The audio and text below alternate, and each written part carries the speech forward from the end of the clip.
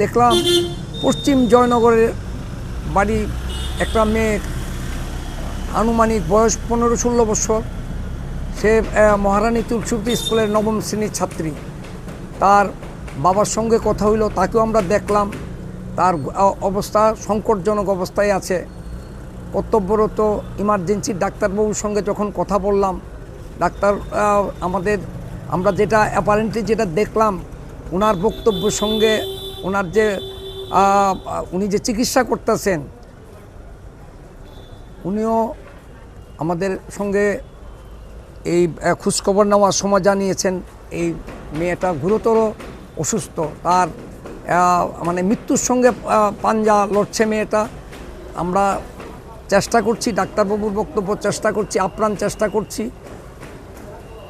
আমরা যে এখানে এসছি, আমরাও প্রদেশ কংগ্রেস থেকে এসছি। আমাদের দাবি, আমরা মেয়ের বাবার সঙ্গে কথা হয়েছে, ডাক্তারবাবুর সঙ্গে কথা বলেছি। আমাদের তরফ থেকে যা যা করার আমরা সাহায্য করব। আর্থিক দরকার লাগলে আর্থিকও আমরা কিছু সাহায্য করব। এবং আমরা পাশাপাশি একটা আপনাদের মাধ্যমে একটা দাবি আমরা জানাচ্ছি যে এই নিষ্ঠুর বর্বরোচিত কাজের যাতে উপযুক্ত সাজা আসামি পায়। খোঁজ নিয়ে দেখলাম আসামি অ্যারেস্ট হয়েছে সময় মতোই। এইটুকুই, বাকিটা দেখা যাক। আমরা প্রদেশ কংগ্রেসের তরফ থেকে যারা এসছি, এই দাবিটা আমাদের আপনাদের মাধ্যমে রাখতে চাই। পাশাপাশি ওরা যখন আমাদের ফোন নাম্বার দিয়ে এসছি, যখন আমাদেরকে ডাকবেন, আমরা এছাড়াও আমাদের সোশ্যাল ওয়ার্কার হিসাবে আমরা এমনিতেই হাসপাতালের বিভিন্ন জায়গায় আক্রান্ত ইমার্জেন্সিতে যারা আছে তাদের খোঁজখবর আমরা প্রায়শই নেই সেটা।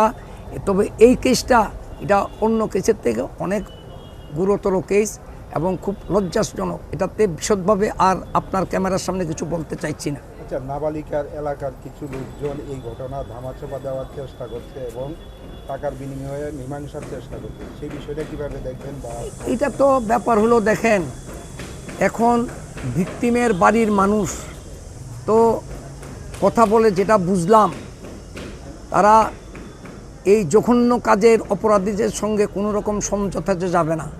আমরা ওনার মনোবল চাঙ্গা করার জন্য বলেছি, কোনো রকম অশুভ আতাত বা কোনো রকম যদি বলপূর্বক কিছু করতে চায়, এটা যাতে আপনার প্রথম পুলিশকে জানাবে, পাশাপাশি আমাদের গোচরও যাতে আনে। দল পাশে থাকবে। এলাকার বিধায়কের উদ্দেশ্যে কী বলবেন? যেহেতু এলাকার বিধায়ক আগরতলা পৌর নিগমের মেয়র, ওনার উদ্দেশ্যে না, এটা তো ধরেন আমরা একটা রাজনীতির দলের ওয়ার্কার, উনি শাসক দলের মেয়র, বিধায়ক, ওনার কথা আমি এখানে কিছু বলে আমার লাভ নেই। কারণ ওনার সম্বন্ধে তারা কীরকমভাবে আপনার রাজ্যটাকে পরিচালনা করছে এটা রাজ্যের 40 লক্ষ লোকই জানে। এটা আর এখন আর এখানে হাসপাতালে